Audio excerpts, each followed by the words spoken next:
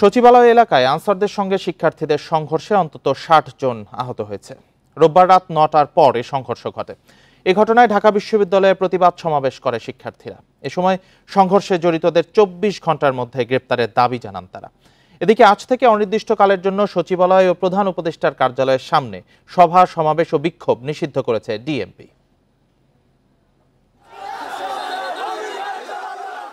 রোববার রাত ৯টার দিকে সচিবালয় এলাকায় বৈষম্য বিরোধী ছাত্র আন্দোলনের শিক্ষার্থীদের সাথে সংঘর্ষে জড়ায় আনসার সদস্যদের এক পক্ষ। কয়েক দফা সংঘর্ষে আহত হন সমন্বয়ক হাসনাত আব্দুল্লাহ সহ বেশ কয়েকজন। এক পর্যায়ে ছাত্রদের ধাওয়া খেয়ে সচিবালয়ের দেয়াল টপকে ভিতরে আশ্রয় নেন অনেক আনসার সদস্য। প্রায় ১ ঘন্টা পর সংঘর্ষ নিয়ন্ত্রণে আনে সেনাবাহিনী। পরে সচিবালয়ে অবরুদ্ধ থাকা উপদেষ্টা এবং কর্মীরা মুক্ত হন। আমরা সকলে ঐক্যবদ্ধ দেশকে এবং আমাদের অভ্যুত্থানের স্পিরিটকে রক্ষা করার জন্য। কিছু আনসার সদস্য ছাত্র আন্দোলনের নেতাসহ সচিবালয়ের কর্মকর্তাদের অবরুদ্ধ করে রেখেছে এমন খবরে রোববার রাত ১৫টার দিকে সমন্বয়ক হাসনাত আব্দুল্লাহ শিক্ষার্থীদের সচিবালয়ে আসার আহ্বান জানান। ঢাকা বিশ্ববিদ্যালয়ের বিভিন্ন হল থেকে শিক্ষার্থীরা রাজু ভাস্কর্যের সামনে জড়ো হয়ে সচিবালয় এলাকায় গেলে শুরু হয় সংঘর্ষ। হামলার প্রতিবাদে রাত ১১টার দিকে ঢাকা বিশ্ববিদ্যালয় এলাকায় বিক্ষোভ করে শিক্ষার্থীরা। কেউ সচিবালয় ঘেরাওয়ের চেষ্টা করলে প্রতিহত করার হুঁশিয়ারি দেন তারা।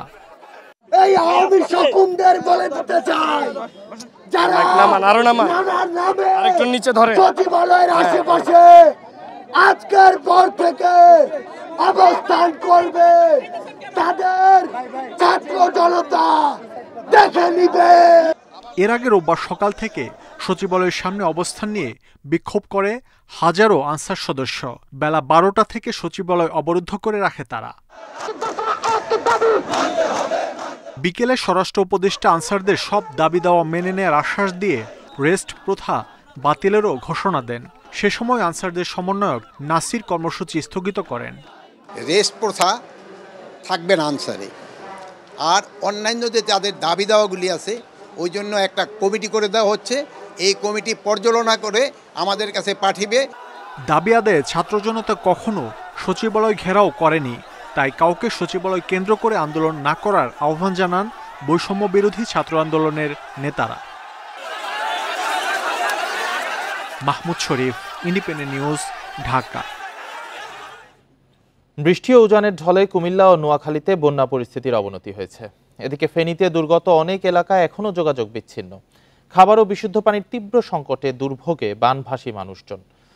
ফেনীর পরশুরাম ও ফুলগাজী উপজেলায় পানি কিছুটা কমলেও সোনাগাজী, দাগনভূঞা সদর ও ছাগলনাইয়ায় অবর্ণনীয় দুর্ভোগে বন্যা কবলিতরা। অনেক এলাকায় ত্রাণ না মেলায় খাদ্য ও বিশুদ্ধ পানির সংকট চরমে। কুমিল্লার ১৭ উপজেলার মধ্যে ১৪টি বন্যা কবলিত। এর মধ্যে সবচেয়ে ক্ষতিগ্রস্ত বুড়িচং, ব্রাহ্মণপাড়া, ১৪গ্রাম ও নাঙ্গলকোট। ক্ষতিগ্রস্ত মানুষের সংখ্যা ১০ লাখের বেশি। আশ্রয়কেন্দ্রে আছেন অন্তত ৬০,০০০। বৃষ্টিতে বন্যার অবনতি হয়েছে নোয়াখালীতেও। নতুন করে ভিড় বাড়ছে আশ্রয়কেন্দ্রগুলোতে। সরকারি হিসাবে ৮২৬টি আশ্রয়কেন্দ্রে ১.৫ লাখের বেশি মানুষ আশ্রয় নিয়েছে। লক্ষ্মীপুরেও পানিবন্দী প্রায় ৭.৫ লাখ মানুষ। এদিকে বন্যায় চাঁদপুরের শাহরাস্তি ও হাজীগঞ্জের অর্ধলক্ষাধিক মানুষ চরম দুর্ভোগে। এছাড়া ফরিদগঞ্জ উপজেলার সেচ প্রকল্পে বেড়িবাঁধ উপচে সপ্তাহখানেক ধরে রয়েছে জলাবদ্ধতার দুর্ভোগ।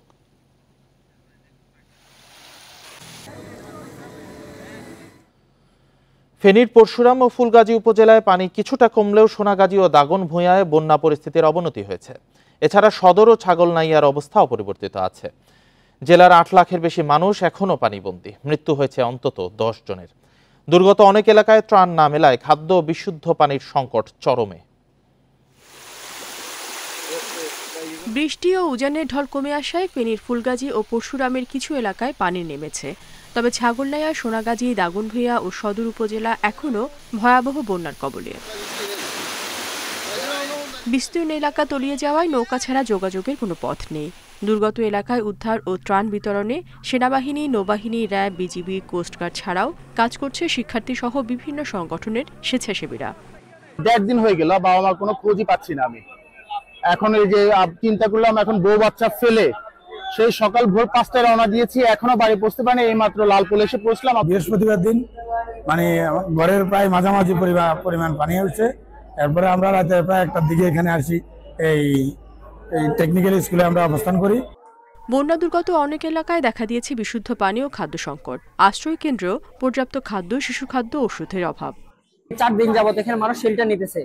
এখানে প্রথম দিন ছিল 400 কন্টিনিউ, এবং আস্তে আস্তে এখন অলমোস্ট 1200 প্লাস মানুষ এখানে থাকতেছে। ওদের পর্যাপ্ত পরিমাণ খাবার নেই। কাশি, জ্বর এটা নিয়ে আসতেছে, 2-1টা আমরা নিউমোনিয়া পাচ্ছি, আর ডায়রিয়া, এটা ছোট বড় সবারই ডায়রিয়া পাচ্ছি আমরা। এ পর্যন্ত 1.5 লাখের বেশি মানুষ বিভিন্ন আশ্রয় কেন্দ্রে এসেছেন, জানিয়েছেন জেলা প্রশাসক। বন্যা কবলিতদের মাঝে শুকনো খাবার বিতরণের পাশাপাশি স্থাপন করা হয়েছে 14টি মেডিকেল ক্যাম্প। এই জেলার সকল শিক্ষা প্রতিষ্ঠান, পাশাপাশি বিভিন্ন মানুষের দোতলা 3তলা বাসভবনগুলো এই আশ্রয় কেন্দ্র হিসেবে আসলে এখন আমরা বিবেচিত করছি। সরকারি বেসরকারি উদ্যোগে আনুমানিক 60,000 প্যাকেট আমরা শুকনা খাবার বিতরণ করেছি। বন্যার পানি সহজে নামতে ফেনীর মুহুরী নদী রেগুলেটরের 40টি গেট ও নোয়াখালীর মুসাপুরের 23টি গেট খুলে দেওয়া হয়েছে। Independent news. বন্যা পরিস্থিতির সবশেষ খবর জানাতে কুমিল্লা ও ফেনী থেকে যুক্ত হয়েছেন সহকর্মীরা। প্রথমে কুমিল্লা থেকে জানাবেন সহকর্মী তানভীর খন্দকার। তানভীর, কুমিল্লাতে বন্যা পরিস্থিতির অবনতির খবর পাওয়া যাচ্ছে, এখন ঠিক কি অবস্থায় আছে, কোন দিকে যাচ্ছে পরিস্থিতি?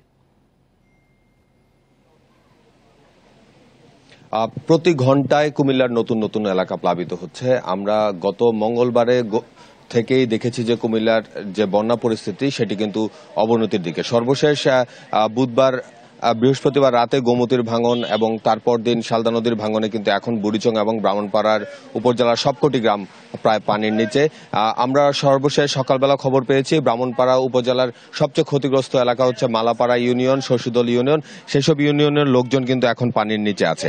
শুধুমাত্র যে গ্রামাঞ্চল পানির নিচে সেরকমটি কিন্তু নয়। আমি এখন যে এলাকাটি আছি এটি কুমিল্লা সিটি কর্পোরেশনের 22 নম্বর ওয়ার্ড। এই এলাকাটিতেও কিন্তু কাকরি নদীর ভাঙনের যে পানি, সেই পানির প্রভাবে এই এলাকাও এখানে প্লাবিত হয়েছে। এখানকার বাড়িঘরে পানি ধীরে ধীরে উচ্চতা বাড়ছে। আমরা দেখতে পাচ্ছি যে এই বাড়িঘরগুলোতে যেখানে পানি উঠেছে সেখানে কিন্তু একতলা বাড়িঘরগুলোতে কিন্তু সম্পূর্ণ রাস্তা, রান্নাবান্না সবকিছু বন্ধ। এখান থেকে যোগাযোগ ব্যবস্থাটাও কিন্তু কিছুক্ষণের মধ্যে বিচ্ছিন্ন হয়ে যাবে, কারণ যতই সামনে যাওয়া যাচ্ছে সেখানে কিন্তু আর যানবাহন কিছু যেতে পারছে না। আরেকটি বিষয় হচ্ছে যে আমরা সরকারি তথ্য হিসেবে এই পর্যন্ত যেটি জানতে পেরেছি, কুমিল্লায় আশ্রয় কেন্দ্রে 66,000 মানুষ আশ্রয় নিয়েছে, কিন্তু এটি সরকারি হিসাব। কিন্তু সেই সরকারি হিসাবের তুলনায় কিন্তু আশ্রয় কেন্দ্রের মানুষের সংখ্যা প্রায় দ্বিগুণ। আর ত্রাণ ও দুর্যোগ কার্যালয় যেটি বলছে যে 10.5 লক্ষাধিক মানুষ ক্ষতিগ্রস্ত হয়েছে, কিন্তু সেই হিসাবটিও কিন্তু দ্বিগুণ। সব মিলিয়ে বন্যার যে পরিস্থিতি সেটি কিন্তু কুমিল্লাতে অবনতির দিকেই যাচ্ছে। আর আমরা বানভাসী মানুষের কাছ থেকে ত্রাণের জন্য বারবার আহ্বান পাচ্ছি। তারা কিন্তু আহ্বান করছে যে সেই সব এলাকায় যেন ত্রাণ, অর্থাৎ শুকনো খাবার, বিশুদ্ধ পানি, ঔষধ সেসব নিয়ে যাওয়া হয়, কারণ এই প্রত্যেকটি এলাকা কিন্তু এখন 3 থেকে 4 দিন করে পানির নিচে ডুবে আছে। কেউ কিন্তু বাড়িঘরে রান্না বান্না করতে পারছে না, বাইরে থেকে যেসব রান্না বান্না যাচ্ছে সেগুলো দিয়েই তারা চলছে।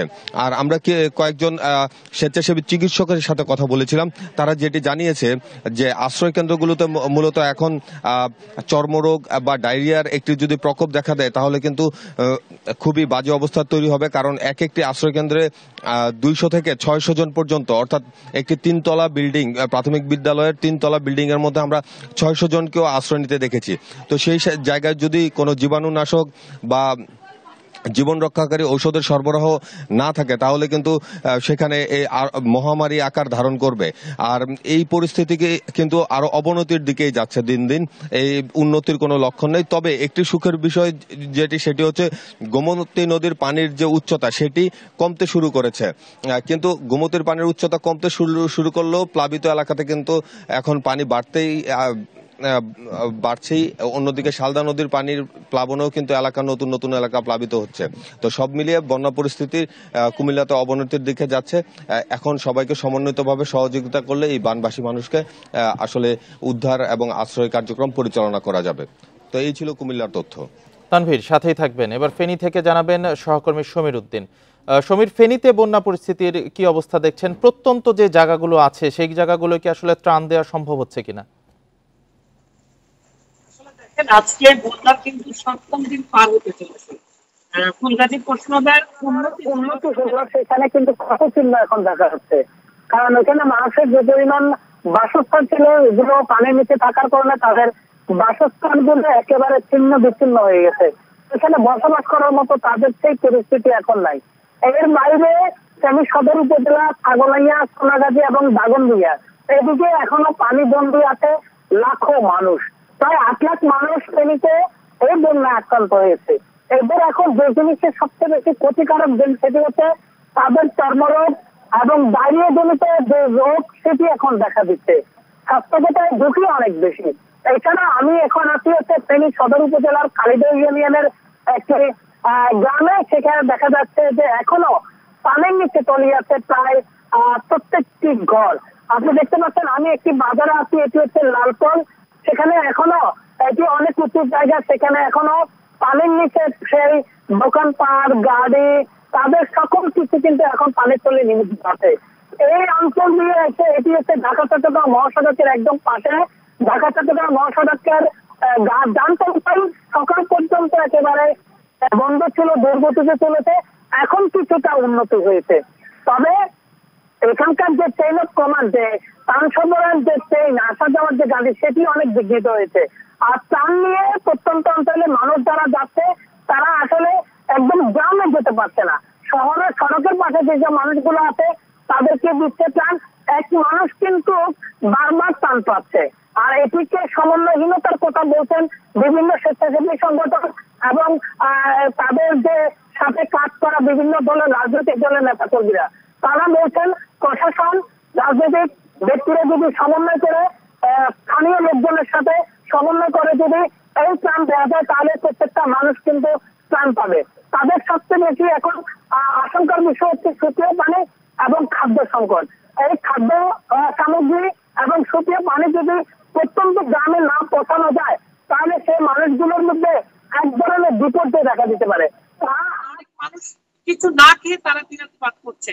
আর যে সকল আশ্রয় কেন্দ্রগুলোতে মানুষ আশ্রয় নিয়েছে, তাদের সবচেয়ে বেশি এখন কষ্টের জায়গা হচ্ছে তাদের ভিতরে কিছু রোগ বালাই তৈরি হয়েছে। তো তাদের প্রত্যন্ত অঞ্চলে মানুষগুলো যাওয়ার জন্য প্রত্যেক যারা ত্রাণ সামগ্রী নিয়ে আসে, তাদের সাথে সরকারের সমন্বয় করে তৃণমূলে যেন পৌঁছে, সে আকুতি জানিয়েছে এখানকার মানুষ। এই ছিল আমার কাছে ফেনীর বন্যার সর্বশেষ পরিস্থিতি। কুমিল্লা ও ফেনী থেকে বন্যা পরিস্থিতির সর্বশেষ খবর জানাচ্ছিলেন আমাদের সহকর্মীরা। লক্ষ্মীপুরে বন্যার আরও অবনতি হয়েছে। ভয়াবহ বন্যার কবলে জেলার 5 উপজেলায় 7 লাখের বেশি মানুষ এখন পানিবন্দী। প্রতিদিনই প্লাবিত হচ্ছে নতুন নতুন এলাকা। এরই মধ্যে দেখা দিয়েছে খাবার ও সুপেয় পানির সংকট। পরিস্থিতির অবনতি হওয়ায় সবাইকে আশ্রয় কেন্দ্রে যাবার আহ্বান জানিয়েছেন জেলা প্রশাসক। গত 20 বছরে এত পানি দেখেনি লক্ষ্মীপুরবাসী। বন্যায় প্রতিদিনই প্লাবিত হচ্ছে গ্রাম শহরের বিভিন্ন জনপদ। গত 2 দিনে রহমতখালী ও ডাকাতিয়া খালের পানি ঢুকে পরিস্থিতির অবনতি হয়েছে 5 উপজেলার বিস্তীর্ণ এলাকায়। কোথাও কোথাও 4 থেকে 6 ফুট পানিতে ডুবে আছে ঘরবাড়ি, রাস্তাঘাট। এ পর্যন্ত 20,000 মানুষ আত্মীয় স্বজন ও বিভিন্ন শিক্ষা প্রতিষ্ঠানে আশ্রয় নিলেও 7 লাখের বেশি মানুষ হয়ে পড়েছে পানিবন্দী। কালকের থেকে আজকে প্রচুর পানি, এখন না থাকার ঘরে না থাকতে পারার কারণে এখন আমরা অন্য জায়গায় চলে যাইতেছি। পানিবন্দী অবস্থা, এখানে এনে আশ্রয় নিছি। আমাদের 150 পরিবার এখানে পানি ক্ষতিগ্রস্ত হয়েছে। দুর্গতদের মাঝে ত্রাণ সহায়তা দিচ্ছে সরকারি বেসরকারি বিভিন্ন সংস্থা। ব্যক্তিগতভাবেও তাদের পাশে দাঁড়িয়েছেন অনেকে। তবে দুর্গম এলাকায় আটকে পড়াদের কাছে খাবার পৌঁছানো কঠিন হয়ে পড়েছে। ঘর থেকে বাইরেতে পারি না, বাইরে এলে বাসা যাইতে খুবই কষ্ট হয়। সরকারি কোনো অনুদান, কোনো ত্রাণ আমাদেরকে এখন পর্যন্ত দেওয়া হয় নাই। আমাদের বাড়িঘর পানিতে সব ডুবে গেছে, গ্রামবাসী সব খুব কষ্ট পাইতেছে। সরকারি ত্রাণ এখনো কোনো আমাদের কারো কাছে পৌঁছায় নাই। জেলা প্রশাসক জানিয়েছেন, পানির চাপ এবং বৈরী আবহাওয়ার কারণে বন্যার্তদের মাঝে ত্রাণ ও সুপেয় পানি পৌঁছানো যাচ্ছে না। একই সাথে নৌযানের অভাবে ব্যাহত হচ্ছে উদ্ধার ও খাবার বিতরণ কার্যক্রম। আমরা আমাদের ইউনোদের সাথে যোগাযোগ করে তাদেরকে সমন্বয় করে দিয়েছি। যে সকল এলাকায় এখনো আমরা খাদ্য সহায়তা পৌঁছাতে পারিনি, সেই সকল এলাকায় যেন আমাদের এই ছাত্র সমাজ পৌঁছাতে পারে, সেই ব্যবস্থাগুলো আমরা করার চেষ্টা করে যাচ্ছি। বানভাসীদের সহায়তায় সবাইকে এগিয়ে আসার আহ্বান জানিয়েছেন জেলা প্রশাসক। Independent news. নৌযানের অভাবে ব্যাহত হচ্ছে বন্যা কবলিত এলাকার ত্রাণ তৎপরতা। ত্রাণ নিয়ে আসলেও পানিবন্দীদের কাছে পৌঁছাতে পারছেন না স্বেচ্ছাসেবীরা। প্রত্যন্ত গ্রামগুলোয় ত্রাণ তৎপরতা জোরদারে নৌযান ব্যবস্থা নিশ্চিত করার দাবি স্বেচ্ছাসেবীদের। ত্রাণ ভর্তি সারি সারি গাড়ি, দূর দূরান্ত থেকে আসা এসব গাড়িতে আছে সুপেয় পানি, শুকনো খাবার সহ নানা ত্রাণ সামগ্রী। মানবতার টানে বানভাসীদের জন্য এসব নিয়ে হাজির একদল স্বেচ্ছাসেবী। তবে চট্টগ্রাম ফেনী সহ বন্যা কবলিত এলাকায় গিয়ে নৌযান সংকটে বেকায়দায় পড়ছেন তারা। সড়ক পানিতে ডুবে থাকায় প্রত্যন্ত গ্রামগুলোতে ত্রাণ নেওয়া যাচ্ছে না। স্থানীয়দের সহযোগিতা নিয়ে প্রশ্ন তুলেছেন ত্রাণ নিয়ে আসা স্বেচ্ছাসেবীরা। এখানে চেয়ারম্যানের বার একটা আছে, এখানে নাকি বোর্ড একটা আছে। আমরা দেখছি, আমরা ওনাদেরকে অনেক অনুরোধ করছি, ওনারা আমাদেরকে বোর্ড নেয়। এমনকি আরেকটা বারে আছে, ওখানে আরেকটা বোর্ড আছে, ওনাদেরকে আমরা বোর্ডের কথা বলছি, ওনারা বোর্ডের সেনাবাহিনীদেরকে খারাপ কথা বলতেছে। কিছু স্থানীয় মানুষ আছে, তাদের কাছে অনেক ধরনের সহযোগিতা চাচ্ছি, কিন্তু তারাও কোনো ধরনের সহযোগিতার হাত আমাদেরকে বাড়াই দিচ্ছে না। স্বেচ্ছাসেবীরা বলছেন নৌযান না থাকায় ঘুরে ফিরে সড়কের পাশের লোকজনই ত্রাণ পাচ্ছেন, বঞ্চিত হচ্ছেন বাকিরা। ফলে দ্রুত স্পিড বোট সহ বিভিন্ন নৌযানের ব্যবস্থার দাবি তাদের। এই গাড়ি নিয়ে এইভাবে এখন এই জায়গায় আছি। আমরা আনছি 350 মানুষের খাবার, আপনার 1 টন হচ্ছে পানি, প্রায় 1000 লিটার। তাই আমরা এখন আর মাত্র 150 প্যাকেট আছে, এখান থেকে যেদিকে পাচ্ছে ওরা ওদিকে নিয়েছে, কিন্তু দক্ষিণ মন্দিরে উত্তর মন্দিরে আমরা মাল পাঠাতে পারিনি। আমাদের উদ্দেশ্য একটাই, এই ত্রাণগুলো মানুষকে পৌঁছানোর জন্য, যারা পায় নেই তাদেরকে দেওয়ার জন্য। নানা চ্যালেঞ্জের মধ্যেও দুর্গতদের মাঝে ত্রাণ তৎপরতা ও উদ্ধার কার্যক্রম অব্যাহত রেখেছে সেনাবাহিনী সহ বিভিন্ন সংস্থা। Abdullah Rakib, Independent News, Chittagong. 3 ঘন্টা পর আবার খুলে দেওয়া হয়েছে কাপ্তাই জলবিদ্যুৎ কেন্দ্রের সব কপাট। রোববার বিকেলের পর কাপ্তাই হ্রদের পানির উচ্চতা বিপদসীমার কাছাকাছি পৌঁছালে এমন সিদ্ধান্ত নেয় কর্তৃপক্ষ। বর্তমানে 16টি জলকপাট 6 ইঞ্চি খুলে দেয়ায় প্রতি সেকেন্ডে 9000 কিউসেক পানি নিষ্কাশিত হবে। রোববার রাতে বিদ্যুৎ কেন্দ্রের নির্বাহী প্রকৌশলী কয়সুল বারী বিষয়টি নিশ্চিত করে জানান, বর্তমানে কাপ্তাই বাঁধে পানির উচ্চতা 108.64 ফুট, বিপদসীমা 109 ফুট। এর আগে সকাল 8টায় এই বছরের প্রথমবার খুলে দেওয়া হয় সব জলকপাট। বিকেল 5টা থেকে রাত 8টা পর্যন্ত কপাটগুলো বন্ধ ছিল। এবং এটির প্রভাব খুব একটা পড়ছে না এখন পর্যন্ত। 16টি কপাট যেটি 6 ইঞ্চি খুলে দেওয়া পারে। দুর্গতদের সহায়তায় এমন ঐক্যবদ্ধ মরিয়া চেষ্টা দেখেনি বাংলাদেশ। রাজনৈতিক, অর্থনৈতিক, সামাজিক বা বয়সের পার্থক্য ঘুচিয়ে সমাজের সর্বস্তরের মানুষ ঝাঁপিয়ে পড়েছে বন্যার্তদের সহায়তার জন্য। আর তাদের এই উদ্যোগকে সমন্বয় করছে বৈষম্য বিরোধী ছাত্র আন্দোলনের শিক্ষার্থীরা। দিন রাত এক করে ত্রাণ সংগ্রহ করছে তারা। উজানের ঢল আর অস্বাভাবিক বৃষ্টিতে 11টি জেলায় আকস্মিক বন্যা শুরু হওয়ার পর বন্যার্তদের সহায়তায় ঐক্যবদ্ধ পুরো জাতি। ধর্ম, বর্ণ নির্বিশেষে সমাজের সর্বস্তরের মানুষ ঝাঁপিয়ে পড়েছেন ত্রাণ কার্যক্রমে। অভূতপূর্ব এ সহায়তা কাজের অগ্রভাগে শিক্ষার্থীরা। ঢাকা বিশ্ববিদ্যালয়ের টিএসসিতে তাদের কেউ ব্যস্ত প্যাকেজিংয়ে, আর একদল ব্যস্ত ত্রাণ সামগ্রী ট্রাকে তোলার কাজে। সবাই মিলে কাজ করা শুরু করলে অ্যাকচুয়ালি বাংলাদেশকে পরিবর্তন করতে খুব বেশি একটা সময় লাগবে। ডিসি অফিসের সাথে আমরা কন্ট্যাক্ট করতেছি এবং আমাদের থেকে এই যে ত্রাণের যে ট্রাকগুলো, সেগুলো জেলাগুলোর ডিসি অফিস রিসিভ করছে। বোতলজাত পানি, স্যালাইন, মুড়ি, চিড়া, বিস্কুট, খেজুর সহ বিপুল পরিমাণ শুকনো খাবার নিয়ে ক্যাম্পাসে ভিড় করছেন সাধারণ মানুষ। দাতার নাম ও সহায়তার বিবরণ লিখে রাখছে শিক্ষার্থীরা। নিজেদের থেকে কিছু টাকা পয়সা সংগ্রহ করে আমি এখানে কিছু মেডিসিন দিয়েছি এবং নগদ টাকা দিয়েছি। একটা ভাষা প্রকাশ করার মতো না, যা প্রত্যেকটা স্টুডেন্ট স্বতঃস্ফূর্তভাবে কাজ করতে এসেছে। ত্রাণ দেওয়ার জন্য ত্রাণটা পৌঁছাতে পারছি, এতেই আমরা খুব খুশি। শনিবারই টিএসসিতে ত্রাণ সামগ্রী রাখার স্থানের অভাব দেখা দেয়। পরে ত্রাণ সামগ্রী রাখা হয় কেন্দ্রীয় খেলার মাঠে। এখানে ত্রাণ সরাসরি ত্রাণ সংগ্রহ কমিয়ে দিয়েছি, ক্যাশ টাকা নিচ্ছি, ত্রাণের জন্য অন্য জায়গায় পাঠিয়ে দিচ্ছি। আমাদের জিমনেশিয়ামে ঢাকা বিশ্ববিদ্যালয়ে ডাকসুতে পাঠাচ্ছি। স্বতঃস্ফূর্ত অংশগ্রহণ খুবই অভূতপূর্ণ দেখা যাচ্ছে। সবচেয়ে ভালো বিষয় হলো এবার ত্রাণ বিতরণে নেই কোনো রাজনৈতিক বক্তব্য, নেই শো অফ। ত্রাণদাতা ও বিতরণকারী সবাই কাজ করছেন নীরবে। এভাবেই ঐক্যবদ্ধভাবে দেশকে এগিয়ে নেয়ার প্রত্যয় শিক্ষার্থীদের। নূরে আলম, ইন্ডিপেন্ডেন্ট নিউজ, ঢাকা। ভয়াবহ বন্যায় ত্রাণ তৎপরতা চালিয়ে আলোচনায় আসসুন্নাহ ফাউন্ডেশন। সংস্থাটির প্রধান জানান, কয়েকদিনে 70,000 পরিবারের মাঝে ত্রাণ পৌঁছে দিয়েছেন স্বেচ্ছাসেবকরা। এখন পর্যন্ত প্রায় 1200 টন চাল ডাল সহ নানা সামগ্রী দেয়া হয়েছে। বন্যার পর দেয়া হবে আরও 1000 টন চাল। এছাড়া যারা ঘরবাড়ি হারিয়েছেন তাদের টিন সহ আর্থিক সহায়তাও দেবে ফাউন্ডেশনটি। টানা বৃষ্টি এবং ভারত থেকে আসা ঢলে কুমিল্লা, ফেনী, লক্ষ্মীপুর, চাঁদপুর সহ 11 জেলায় অন্তত 50 লাখ মানুষ পানিবন্দী। সীমাহীন দুর্ভোগ, বানভাসী এসব মানুষের। দুর্গতদের সহায়তায় এগিয়ে এসেছে সাধারণ মানুষ সহ নানা সংগঠন। ত্রাণ তৎপরতায় বিপুল সাড়া পেয়েছে আস-সুন্নাহ ফাউন্ডেশন। সংস্থাটিতে এরই মধ্যে 3.5 লাখ মানুষ অনুদান দিয়েছে। ত্রাণ কাজে সহায়তার জন্য স্বেচ্ছাসেবক হিসেবে যোগ দিয়েছেন 4000-এর বেশি। রাজধানীর বাড্ডা সাতারকুল এলাকায় ফাউন্ডেশনের কার্যালয়ে কাজ করছেন কয়েকশো স্বেচ্ছাসেবক। কেউ ট্রাক থেকে নামাচ্ছেন চাল, ডাল, তেল সহ ত্রাণ সামগ্রী। 15 কেজির বস্তায় প্যাকেট করছেন তারা। স্বেচ্ছাশ্রমে ছুটে এসেছেন শিক্ষক, শিক্ষার্থী, নানা ধর্ম ও শ্রেণী পেশার মানুষ। বন্যা দুর্গত মানুষ অনেক কষ্টে আছে, সেই ক্ষেত্রে আমরা এখানে যে কষ্ট করতেছি সেটা কিছুই না। তাদের জন্য হয় একটু হলেও যদি ভালো করা যায় সেজন্য আমরা চেষ্টা করতেছি। যখনই কোনো সমস্যা হয় সবসময় এরা আগায় আসে, আগে এই জন্য এদের কাজগুলো ভালো লাগে, সেজন্য আমি এদের আগায় আসি কাজ। আমি মনে করতেছি যে আমি শারীরিকভাবে পরিশ্রম দিতে পারবো, সেই জন্য আমি উইলিংলি এগিয়ে আসছি এখানে হেল্প করার জন্য। প্যাকেজিং হচ্ছে পানি, খেজুর, চিরা, চিনি, লবণের মতো শুকনো খাবারও। দুর্গত এলাকায় বিদ্যুৎ না থাকায় দেয়া হচ্ছে মোমবাতি ও দেশলাই। পশুখাদ্য হিসেবে প্রায় 60 টন ভুসিও আছে ত্রাণ সামগ্রীতে।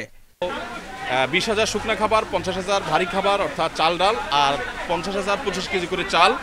এটা হলো আমাদের প্রাথমিক প্ল্যান। সেই সাথে 5000 ঘর নির্মাণ। যা করি মানুষের জন্য তার পুঙ্খানুপুঙ্খ হিসাব আমরা সোশ্যাল মিডিয়াতে ওপেন প্ল্যাটফর্মে দিয়ে দিই।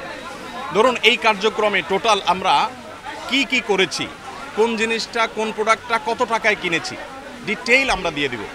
যেসব এলাকায় স্বেচ্ছাসেবীরা যেতে পারছেন না সেখানে নেওয়া হচ্ছে সেনা সহায়তা।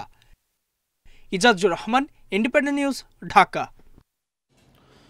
অন্তর্বর্তী সরকারের নিয়োগকর্তা ছাত্র জনতা। তারা না চাইলে চলে যাবে সরকার, এমন ঘোষণা দিলেন প্রধান উপদেষ্টা ডক্টর মোহাম্মদ ইউনূস।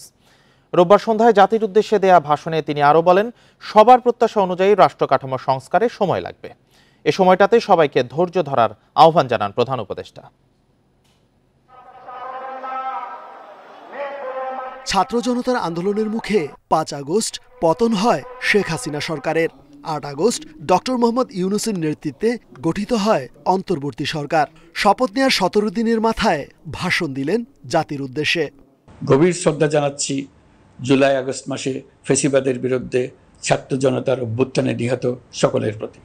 প্রথম ভাষণেই অন্তর্বর্তী সরকারের সময়সীমা পরিষ্কার করেন ডক্টর ইউনূস। তিনি বলেন, নির্বাচন হবে রাজনৈতিক সিদ্ধান্তে, তবে তার আগে দরকার সংস্কার।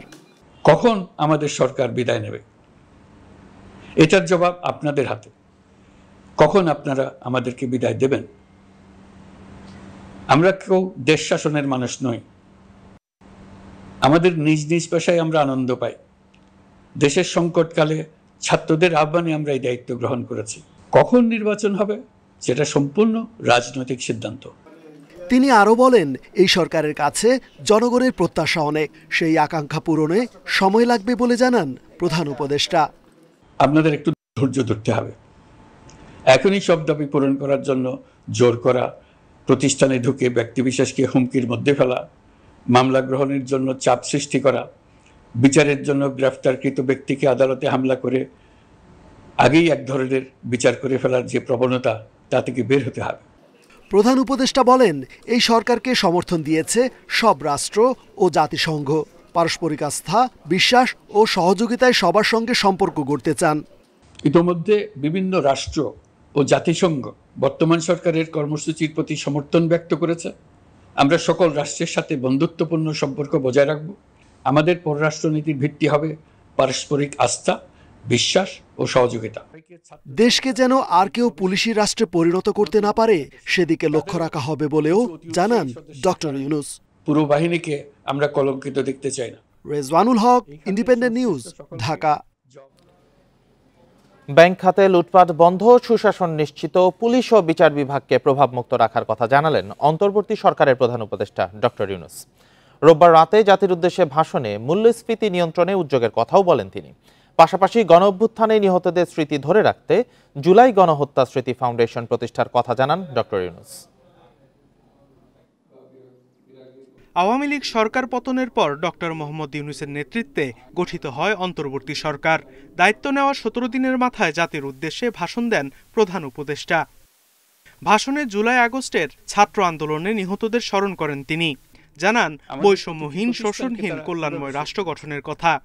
অভ্যুত্থানে নিহতদের স্মৃতি ধরে রাখতে জুলাই গণহত্যা স্মৃতি ফাউন্ডেশন গড়ে তোলার কথাও বলেন। গণ অভ্যুত্থানের শহীদদের স্মৃতি ধরে রাখতে সরকার অতি দ্রুত জুলাই গণহত্যা স্মৃতি ফাউন্ডেশন নামে একটি ফাউন্ডেশন প্রতিষ্ঠা করার প্রক্রিয়া শেষ পর্যায়ে এনেছে। আমি ব্যক্তিগতভাবে এই প্রতিষ্ঠানের চেয়ারম্যানের পদ গ্রহণ করেছি। ব্যাংক খাতে লুটপাট বন্ধ ও সুশাসন নিশ্চিতের কথা জানান প্রধান উপদেষ্টা। পাশাপাশি মূল্যস্ফীতি নিয়ন্ত্রণের উদ্যোগের কথাও বলেন তিনি। দ্রব্যমূল্য ও মূল্যস্ফীতি নিয়ন্ত্রণে আনার আমরা উদ্যোগ সচল করেছি। ব্যাংকিং খাতে দীর্ঘমেয়াদী সংস্কারের জন্য ব্যাংক কমিশন গঠন করা হবে। আর্থিক খাতে সার্বিক পরিস্থিতি ও সংস্কার বিষয়ে একটি রূপকল্প তৈরি করা হবে, যা দ্রুত জনসমক্ষে প্রকাশ করা হবে।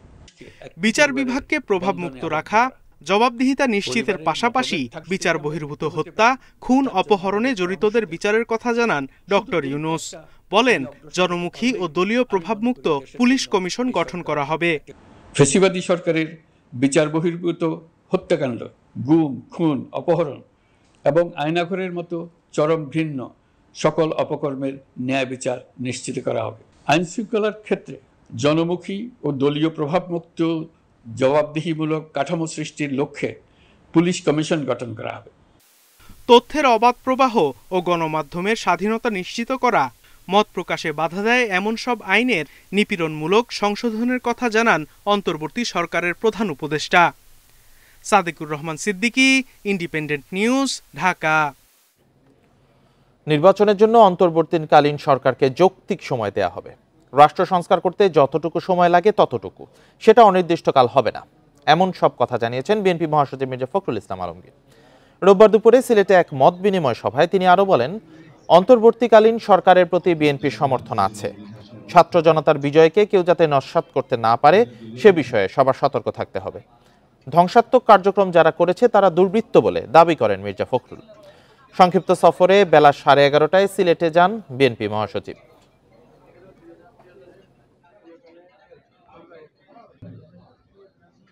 অন্তর্বর্তীকালীন সরকারকে আমরা যৌক্তিক সময় দিতে চাই এবং সেই যৌক্তিক সময় যেটা বলেছি যে আপনার একটা সংস্কার, যেগুলো জায়গায় সংস্কারের কথা বলা হয়েছে, সেই সংস্কার করতে যতটুকু সময় লাগে, বাট এটা যৌক্তিক সময় হতে হবে। এটা এমন না যে আপনার অনির্দিষ্ট সময়, একটা যৌক্তিক সময়ের মধ্যে সেটা করতে হয়, এটা স্পষ্ট করে বলেছি।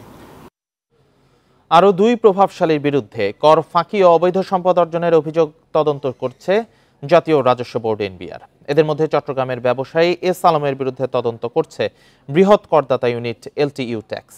আর সাবেক স্বাস্থ্যমন্ত্রী জাহিদ মালিকের বিরুদ্ধে তদন্ত করেছে গোয়েন্দা সংস্থা সিআইসি। এদিকে জনবল স্বল্পতায় অনেক প্রভাবশালীর বিরুদ্ধে তদন্ত শুরু করতে পারছে না সিআইসি। বন্দরনগরী চট্টগ্রামের আলোচিত ব্যবসায়ী মোহাম্মদ সাইফুল আলম, এস আলম নামেই যিনি পরিচিত। ব্যবসা ও কর্মসংস্থান তৈরি করে এই উদ্যোক্তা যতটা না আলোচিত, তার চেয়ে বেশি সমালোচিত ব্যাংক দখল, অর্থ পাচার, কর ফাঁকিসহ নানা অভিযোগে। শেখ হাসিনা সরকারের সময় তিনি রাজনীতিতে এতটাই প্রভাব বিস্তার করেন যে তার বিরুদ্ধে বিলিয়ন ডলার অর্থ পাচারের অভিযোগের তদন্ত থামিয়ে দেয় আদালত। শেখ হাসিনার পতনের পর পরিস্থিতি এখন ভিন্ন। এস আলম ও তার পরিবারের বিরুদ্ধে অর্থ পাচার তদন্ত করছে গোয়েন্দা সংস্থা বিএফআইইউ। তার পরিবারের সদস্যদের করফাঁকি তদন্ত করছে এনবিআর এর কর অঞ্চল 15। এবার এস আলমের ব্যাংক লেনদেন যাচাই করছে এলটিইউ ট্যাক্স। তারও কোম্পানির 6 বছরের সকল লেনদেন খতিয়ে দেখছেন কর কর্মকর্তারা। নিয়োগ, টেন্ডার বাণিজ্য, ভূমি দখল, ক্ষমতার অপব্যবহার করে বিপুল সম্পদ অর্জনের অভিযোগ আছে সাবেক স্বাস্থ্যমন্ত্রী জাহিদ মালিকের বিরুদ্ধে। এরই মধ্যে তার ও পরিবারের সদস্যদের ব্যাংক হিসাব জব্দ করেছে বিএফআইইউ। এবার কর ফাঁকি তদন্ত শুরু করেছে সিআইসি। জাহিদ মালিকের করনথি সংগ্রহ করেছেন গোয়েন্দারা। এদিকে গত সপ্তাহে শুরু হয় বসুন্ধরা সহ 5 প্রভাবশালী শিল্প গ্রুপের মালিক ও কোম্পানির বিরুদ্ধে তদন্ত। সিআইসিতে আসতে শুরু করেছে তাদের নথি। কর্মকর্তারা জানান, এসব গ্রুপের কোম্পানির সংখ্যা কয়েকশো। কম জনবল দিয়ে এত ফাইল নিরীক্ষা করা কঠিন। প্রথম যেটা হবে এইসব যে যারা নাকি এটার সাথে সংশ্লিষ্ট তাদের একটা শক্তি বৃদ্ধি করার জন্য পদক্ষেপ নিতে হবে। এখন তো অনেক ধরনের প্রশিক্ষণ আছে, যে ডিজিটাল প্রশিক্ষণও আছে, আবার এখানে ফরেনসিক বিভিন্নভাবে পেপার ট্রেল ইত্যাদি ইত্যাদি বিভিন্ন ধরনের ফ্রন্টিয়ার টুলস এখন ব্যবহার করা হচ্ছে। তো সেগুলোর জন্য প্রশিক্ষণ করারও দেওয়ারও কিন্তু একটা প্রয়োজন আছে। কর ফাঁকি ও অবৈধ সম্পদ অর্জনের অভিযোগ আছে এমন আরও ৩৫ প্রভাবশালী ব্যক্তির তালিকা করেছে সিআইসি। অনুমোদনের জন্য তালিকাটি এনবিআর চেয়ারম্যানের দপ্তরে পাঠানো হয়েছে বলে জানান গোয়েন্দারা। Ruhul Amin, independent news, Dhaka. সাবেক প্রধানমন্ত্রী শেখ হাসিনার প্রেস সচিব সাংবাদিক নাইমুল ইসলাম খানের ব্যাংক হিসাব স্থগিত করা হয়েছে। এছাড়া স্থগিত হয়েছে ব্যাংক উদ্যোক্তাদের সংগঠন বিএবি ও এক্সিম ব্যাংকের চেয়ারম্যান নজরুল ইসলাম মজুমদার ও সাবেক ব্যাংকার চৌধুরী নাফিজ শারাফতের ব্যাংক হিসাব। একই সঙ্গে তাদের স্ত্রী ও পুত্রকন্যাদের ব্যাংক হিসাবও স্থগিত করা হয়েছে। রোববার এ সংক্রান্ত নির্দেশনা দিয়েছে আর্থিক গোয়েন্দা সংস্থা বিএফআইইউ। গত 15 বছরে ব্যাংকগুলো থেকে চাঁদা তুলে শেখ হাসিনার হাতে তুলে দেওয়ার কারণে আলোচনায় ছিলেন নজরুল ইসলাম মজুমদার। এদিকে গত 5 আগস্ট দেশের রাজনৈতিক পট পরিবর্তনের আগ পর্যন্ত নাইমুল ইসলাম খান প্রধানমন্ত্রীর প্রেস সচিবের দায়িত্বে ছিলেন।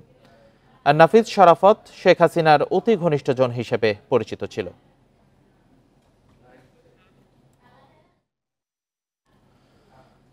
কালো টাকা তৈরির আর কোনো সুযোগ দেয়া হবে না, ফলে বাজেটেও কালো টাকা সাদা করার সুযোগ দেওয়ার প্রয়োজন হবে না বলে মন্তব্য করেছেন অর্থ উপদেষ্টা সালেহুদ্দিন আহমেদ। রোববার রাজধানীর আগারগাঁওয়ে বিভিন্ন উন্নয়ন সহযোগী সংস্থার প্রতিনিধিদের সঙ্গে বৈঠক শেষে সাংবাদিকদের এসব কথা বলেন তিনি। বাজেটের বিষয়ে একক সিদ্ধান্ত নেওয়া যাবে না বলেও জানান অর্থ উপদেষ্টা। ফলে বাজেট সংশোধন করা হবে। বিদেশে পাচার হওয়া টাকা দেশে ফিরিয়ে আনতে বাংলাদেশ ব্যাংক কাজ করছে বলে জানান অর্থ উপদেষ্টা। তিনি আরও বলেন, দেশে ঋণের বোঝা অনেক বেশি, তাই পরিকল্পনা অনুযায়ী বৈদেশিক ঋণ নেওয়া হবে।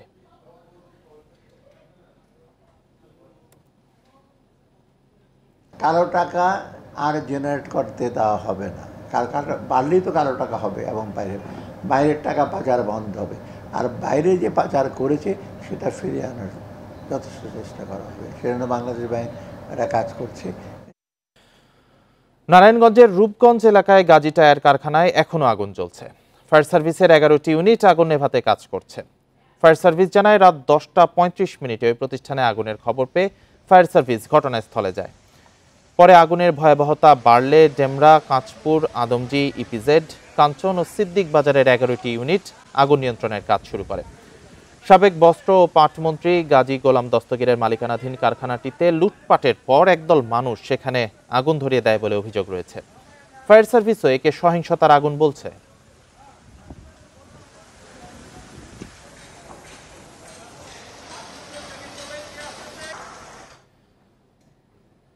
এ বিষয়ে আরো জানাতে নারায়ণগঞ্জ থেকে যুক্ত হয়েছেন সহকর্মী রাকিবুল হাসান। রাকিব, আগুন এখন কি পর্যায়ে আছে আর পুরোপুরি নিয়ন্ত্রণে আসতে আসলে কত সময় লাগতে পারে? ফায়ার সার্ভিস কি কোনো ধারণা দিয়েছে কিনা?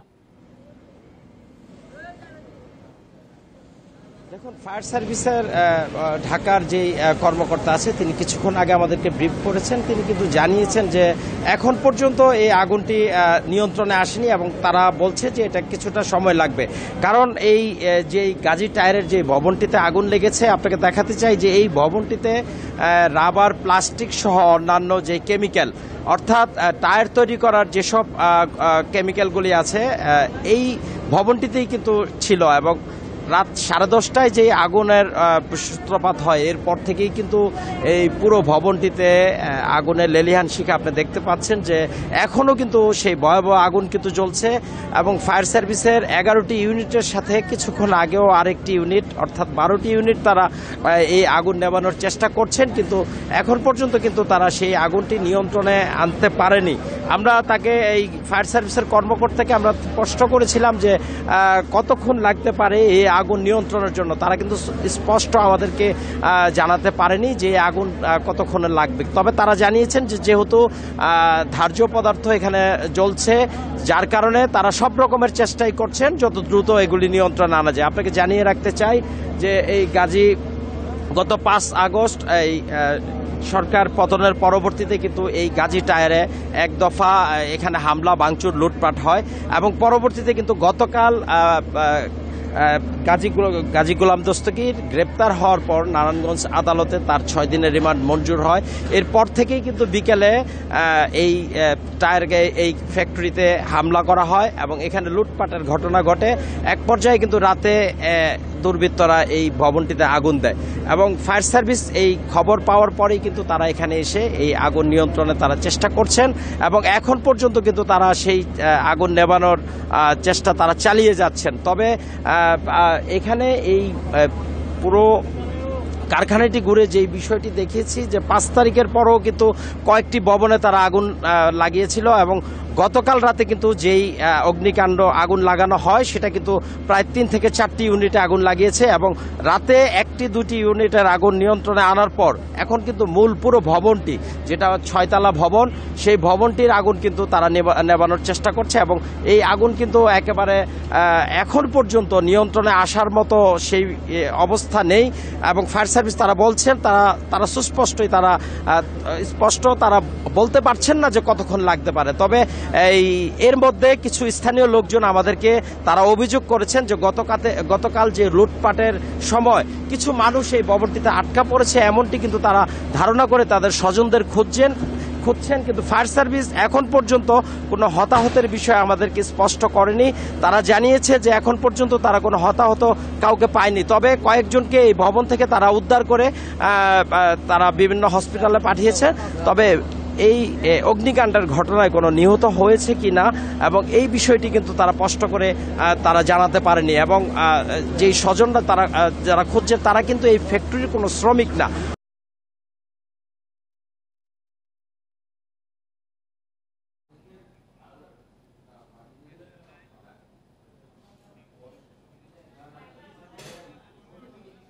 দুটি গ্রুপ এখানে এই লুটপাটের হামলার অংশ নিয়েছিল এবং একটি গ্রুপ সাথে তাদের কিছুটা দ্বন্দ্বের মতো হলে আরেকটি গ্রুপ এখানে আগুনের এই ভবনটিতে আগুন দেয় এবং এই ছিল কিন্তু এখন পর্যন্ত আমার কাছে এই আগুনের সর্বশেষ তথ্য। গাজী টায়ার কারখানায় অগ্নিকাণ্ডের বিষয়ে জানাচ্ছিলেন সহকর্মী রাকিবুল হাসান। গত 15 বছরে বেসামরিক জনগণকে দেওয়া আগ্নেয়াস্ত্রের লাইসেন্স স্থগিত করেছে স্বরাষ্ট্র মন্ত্রণালয়। একই সঙ্গে গোলাবারুদ সহ আগ্নেয়াস্ত্র থানায় জমা দেওয়ার নির্দেশও দেওয়া হয়েছে। রোববার স্বরাষ্ট্র মন্ত্রণালয়ের এক বিজ্ঞপ্তিতে তথ্য জানানো হয়েছে। বিজ্ঞপ্তিতে বলা হয়, বিগত 2009 সালের 6 জানুয়ারি থেকে 2024 সালের 5 আগস্ট পর্যন্ত যেসব আগ্নেয়াস্ত্রের লাইসেন্স বেসামরিক জনগণকে দেওয়া হয়েছে তাদের প্রদান করা লাইসেন্স স্থগিত করা হয়েছে। এতে আরও বলা হয়, তাদের আগামী 3 সেপ্টেম্বরের মধ্যে গোলাবারুদ সহ আগ্নেয়াস্ত্র সংশ্লিষ্ট থানায় জমা দেওয়ার জন্য অনুরোধ করা হয়। শেখ হাসিনা সরকারের পতনের পর আইন শৃঙ্খলা পরিস্থিতি স্বাভাবিক রাখার চেষ্টা করছে অন্তর্বর্তী সরকার। এরই অংশ হিসেবে এমন নির্দেশ দেওয়া হলো বলে মনে করছেন সংশ্লিষ্টরা।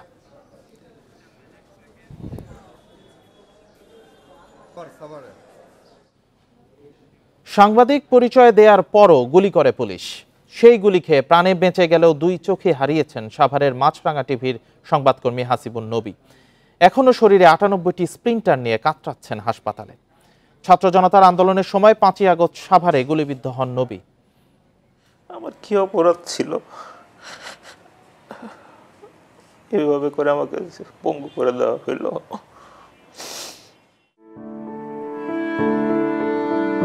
আর দেখা হবে না প্রিয় সন্তান, স্ত্রী আর বাবার মুখ। দেখা হবে না সুন্দর পৃথিবী। আমৃত্যু অন্ধকারে ঢেকে গেছে হাসিবের 2 চোখ। দিনটি 5 আগস্ট, শেখ হাসিনা সরকার পতনের চূড়ান্ত দিন। গলায় পেশাগত পরিচয়পত্র ঝুলিয়ে ক্যামেরা মাইক্রোফোন নিয়ে বের হন সাভারের সাংবাদিক হাসিব। পুলিশ ভ্যানের সামনে পড়লে তাকে গুলি করা হয়। বাঁচার জন্য দৌড় দিলে হাসিবকে আবারও গুলি করে পুলিশ। সে সময় গুলিতে মারা যায় হাসিবের পাশে থাকা আরেকজন। আমার সাথে কোনো আন্দোলনকারীও নাই, কোনো উৎসুক জনতাও নাই, কেউ নাই, শুধুমাত্র আমি দাঁড়িয়ে আছি। তো সে তখন তার একজন ঊর্ধ্বতন কর্মকর্তা যারা গাড়িতে বসা ছিলেন কাউকে তিনি বললেন যে স্যার উনি সাংবাদিক, মাছরাঙার সাংবাদিক।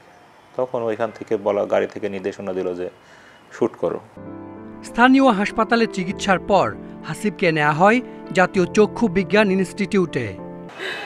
আমার সহ্য হয় না, যখন মনে হয় আল্লাহ আমার তুমি 2টা চোখ ভালো রাখছো, আমার ছেলেটার তুমি একটা চোখ আল্লাহ আমি কিভাবে এটা সহ্য করবো? এত বড় কষ্ট আমি কিভাবে সারাটা জীবন কষ্ট।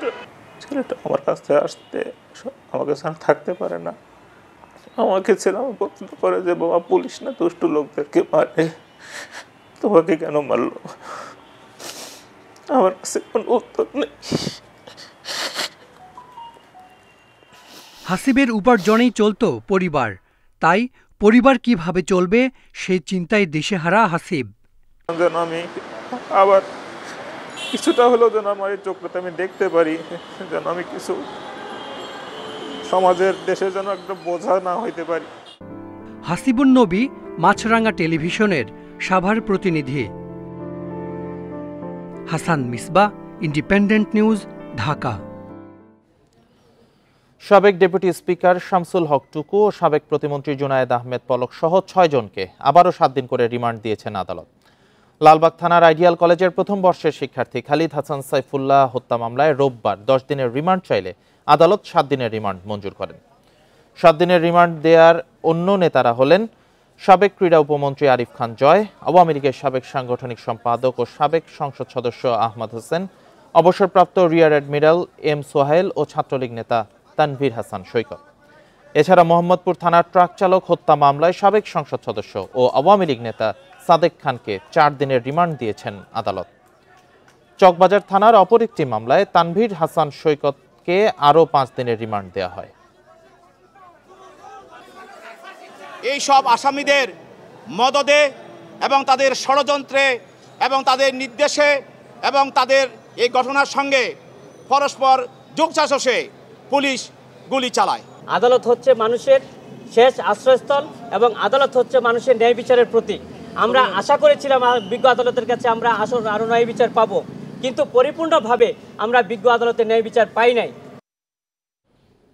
অনিয়ম ও দুর্নীতির অভিযোগ এনে রেড ক্রিসেন্টের চেয়ারম্যানকে অবরুদ্ধ করে বিক্ষোভ করেছেন চাকরিচ্যুত কর্মী ও শিক্ষার্থীরা। রোববার বিকেলে মগবাজারে সংস্থাটির প্রধান কার্যালয়ে 11 কর্মী রেড ক্রিসেন্ট সোসাইটির চেয়ারম্যানের সাথে দেখা করতে যান। এ সময় তারা তাদের চাকরিতে পুনর্বহালের দাবি করেন। আলোচনা শেষে বের হওয়ার সময় তাদের উপর হামলা করে বর্তমান কর্মচারীরা। তাদের মারধর করে মোবাইল ও মানিব্যাগ কেড়ে নেয় বলে অভিযোগ হামলাকারীদের। পরে আক্রান্ত কর্মীরা ছাত্রদের সহায়তা চান। শিক্ষার্থীরা সেখানে গিয়ে চাকরিচ্যুত কর্মীদের সাথে নিয়ে বিক্ষোভ করেন। সংস্থার চেয়ারম্যান জানান, চাকরিচ্যুতদের দাবি বিবেচনা করবেন তারা।